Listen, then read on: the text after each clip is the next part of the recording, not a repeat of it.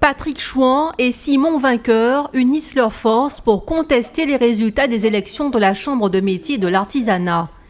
Les deux candidats parlent de fraude massive lors du dépouillement qui s'est déroulé dans les services de la préfecture en octobre dernier. Les artisans du changement, c'est une grosse machine. Vous savez, nous avons quand même travaillé pendant 3 ans.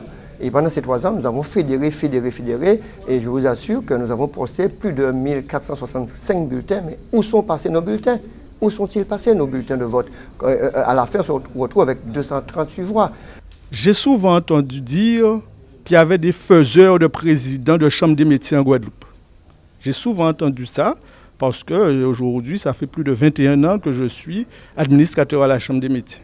Alors aujourd'hui, je crois qu'il faut arrêter ces faiseurs d'élections, ces faiseurs de président, et que véritablement le suffrage universel, le suffrage démocratique des chefs d'entreprise puisse élire le président de la Chambre des métiers. Patrick Chouan et Simon Vainqueur ont fait appel à Maître Dominique Deporque, spécialiste du droit électoral, pour défendre leur dossier. Selon eux, la liste des irrégularités relevée entre autres par un huissier de justice est longue. C'est vrai que c'est un petit peu surprenant d'avoir un résultat avec un taux de participation très supérieur à celui que l'on connaît habituellement et de surcroît très supérieur à celui qu'on connaît pour toutes les chambres de métiers de France et de Navarre et d'outre-mer.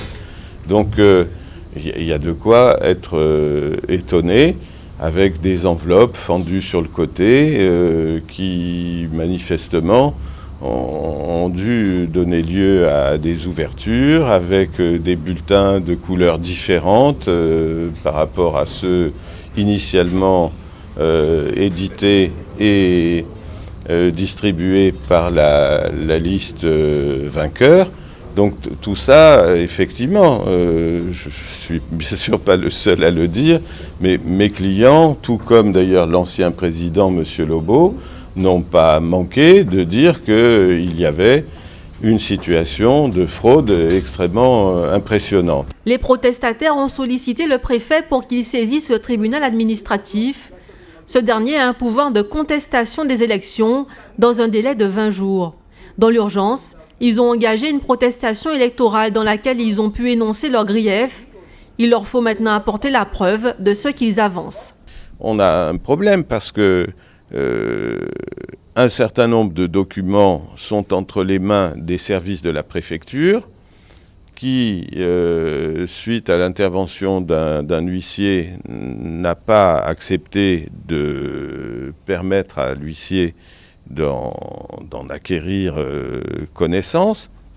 Et dans ces conditions, tout ce qui, à mon avis, me paraît possible de faire pour faire éclater la vérité, c'est de faire ce qu'on appelle un référé mesure utile, qui est une procédure non pas électorale, mais une procédure administrative prévue par le Code de justice administrative. Pour que les élections soient annulées, il faut démontrer que les irrégularités ont bel et bien affecté les résultats du scrutin. Selon ce dernier, c'est Franck Lasserre, à la tête de la liste Ensemble pour l'artisanat, préparons l'avenir autrement, qui est arrivé en tête avec 2734 voix.